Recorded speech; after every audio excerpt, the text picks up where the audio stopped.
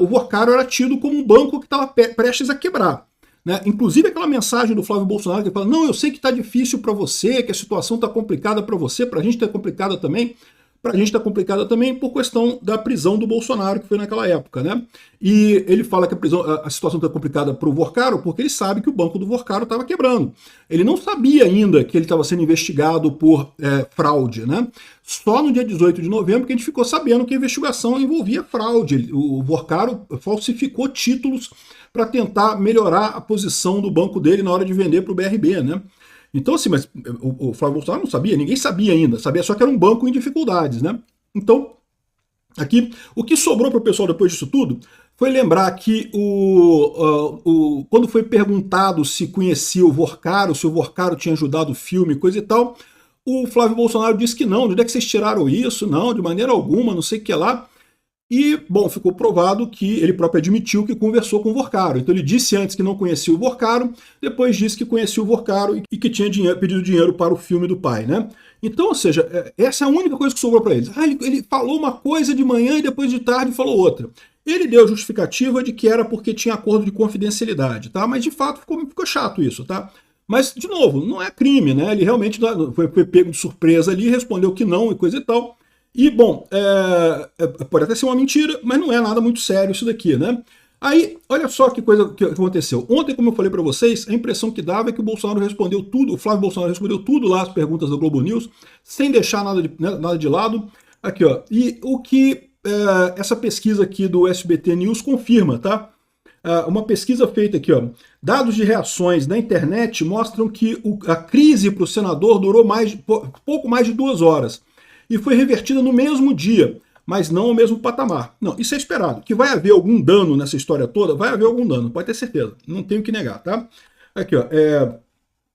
De acordo com o relatório da empresa, antes da divulgação dos áudios, Flávio Bolsonaro era citado de forma positiva por 45% dos internautas e tinha 43% de citações negativas. Depois, os percentuais mudaram e se inverteram, ficando em 32% de menções positivas e 57% de negativas no WhatsApp, balanço que encerrou a quarta-feira. O índice desfavorável chegou a 84% e começou a ser revertido depois das 16 horas, quando o Flávio divulgou o vídeo admitindo a conversa com o Vorcaro e que era um pedido para o filme dele, né? A estratégia do senador funcionou em parte e os eleitores ideológicos começaram a reagir defendendo eles nas redes, né? O monitoramento da Palver indica que Romeu Zema, pré-candidato do Novo, foi precipitado e foi punido nas plataformas. Ele passou a ser criticado, as menções negativas ao Zema passaram de 39% para 46%. Então, ou seja, houve algum efeito aqui, mas a tendência é isso diminuir, como eu falei para vocês, foi muito cedo no ciclo eleitoral, até as eleições. Isso vai mudar muita coisa. E o que o pessoal está vendo aqui é que foi mais um caso de porteiro do condomínio do Bolsonaro, né? Vocês lembram do caso do porteiro do condomínio do Bolsonaro? A Rede Globo achou um grande escândalo, não porque o assassino de Marielle foi no condomínio do Bolsonaro e interfonou para o Bolsonaro, não sei o que lá. E isso seria um escândalo enorme. A Globo está acostumada a fazer isso, tá? A Globo já destruiu a reputação de um monte de gente dessa forma. Eles estão acostumados a fazer isso. Era uma jogadinha deles junto com o Dória para queimar o Bolsonaro mesmo. E o Dória e o Witzel, né? E acabou dando errado. Por quê? Porque o pessoal mostrou a informação. Eu não lembro quem foi, se foi o Flávio, se foi o Carlos Bolsonaro. Um dos filhos do Bolsonaro foi lá na portaria do condomínio e tocou o áudio da ligação mostrando que a ligação não foi para a casa do Bolsonaro, foi para a casa do assassino da Marielle mesmo, que morava no mesmo condomínio do Bolsonaro, mas não tem nenhuma ligação com o Bolsonaro. Então, resolveu o problema. O que era para ser um grande escândalo, não teve nada no final das contas. No primeiro momento teve. No primeiro momento foi um escândalo. Aqui também é a mesma coisa. Criaram um escândalo enorme e, de novo, tem algumas coisas chatas para o Flávio aqui, tem algumas coisas chatas, né? Ele poderia ter dito que conhecia o Vorcaro. Não, conheço o Vorcaro, mas não sou íntimo dele não tenho ligação. Eu já falei com ele, né? O Vorcaro é um cara importante, ou era um cara importante no Brasil, né? Não seria estranho você conhecer a pessoa, né? E ele poderia ter falado alguma coisa assim, né? Então, nesse ponto ficou chato para ele mesmo. E outra coisa também, a questão dos textos ali, de não, meu amigo, meu irmão, não sei o que lá. Mas, mais uma vez, vale a pena lembrar que todos esses textos eram quando se achava, quando o Flávio fala, não, que estamos junto, que daí vier, a gente tá junto aí, não sei o que lá. porque ele achava que estava falando com um cara, um banqueiro que estava quebrando. Um banqueiro que está quebrando não necessariamente é um bandido, ele pode ser um banqueiro que, né, geriu mal o banco dele, quebrou o banco, teve algum problema, né? Agora, quando você, no momento que saiu a informação de que havia fraude, que o Vorcaro estava sendo investigado por fraude, o Flávio Bolsonaro nem piscou. Imediatamente pediu o CPI do Master, pediu investigação, não teve mudança nenhuma nisso daí, né?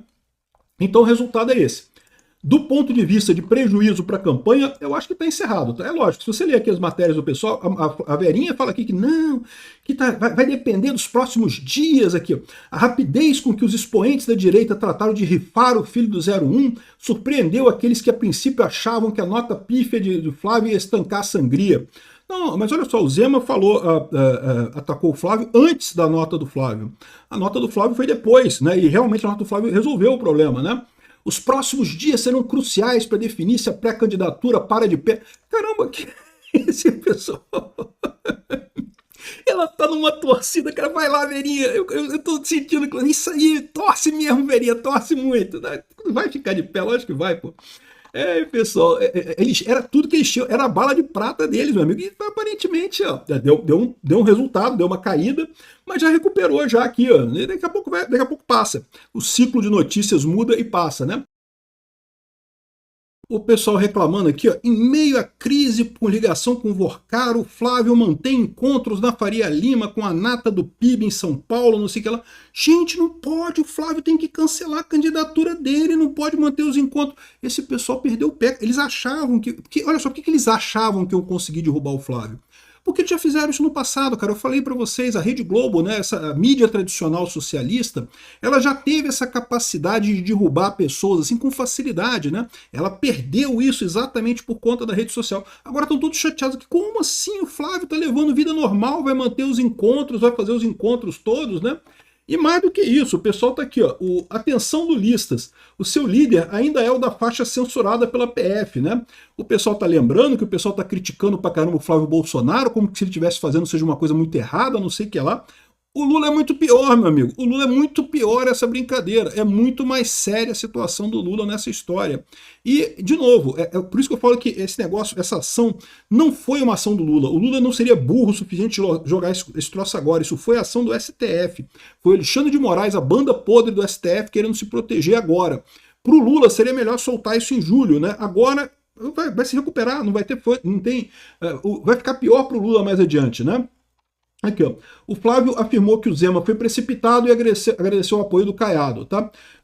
Repara, uma coisa muito importante, um aviso para todos os bolsonaristas aí, não batam no Zema. O Flávio tá dando um exemplo aqui, ó. A gente vai precisar do voto do pessoal que vota no Zema no segundo turno. Ficar